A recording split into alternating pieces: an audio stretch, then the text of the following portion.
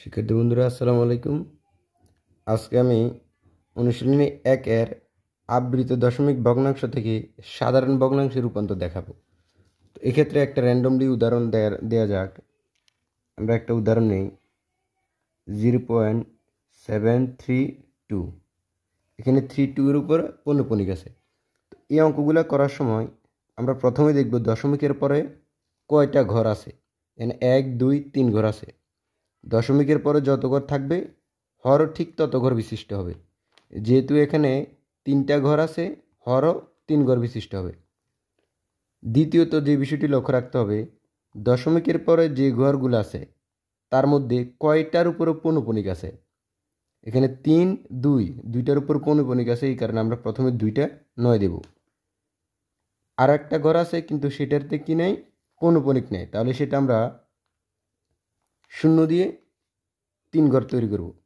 তাহলে 2টার উপরও পৌনঃপুনিক ছিল, 2টা 9 দিয়েছি, আর একটার উপরও পৌনঃপুনিক নাই, আমরা 0 দিয়েছি। তাহলে দশমিকের পরে এখানে 1 2 3 ঘর আছে। আমাদের হর হলো 1 2 3 ঘর বিশিষ্ট। তারপর যে সংখ্যাটা দেওয়া থাকবে সম্পূর্ণ সংখ্যাটা পৌনঃপুনিক আছে কি নাই না দেখে বা এটা বিবেচনা না করে সম্পূর্ণ সংখ্যাটা লিখব, অর্থাৎ 732। তো আমি লিখতেছি 732।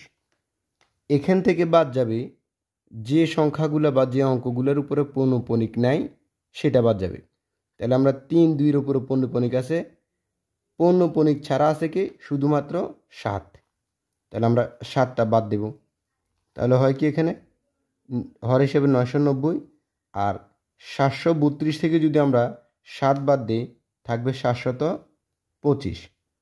এখন এতটুক করার পরে যদি লব বড় থাকে হর ছোট থাকে তাহলে সেটাকে আমরা মিশ্র ভগ্নাংশে রূপান্তর করব। এখানে যেহেতু এটা প্রকৃত ভগ্নাংশ অর্থাৎ লব ছোট হর বড়, তাহলে এটাকে আর কাজ করার দরকার নাই, এটাই এখানে হয়ে গেল।